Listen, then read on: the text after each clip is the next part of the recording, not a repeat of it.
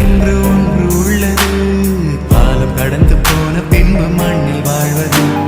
காலம் எந்த கைப்பிடிக்குள் மாட்டிக்கொண்டது. காதல் என்னை விட்டு விட்டு எங்கு சென்றது.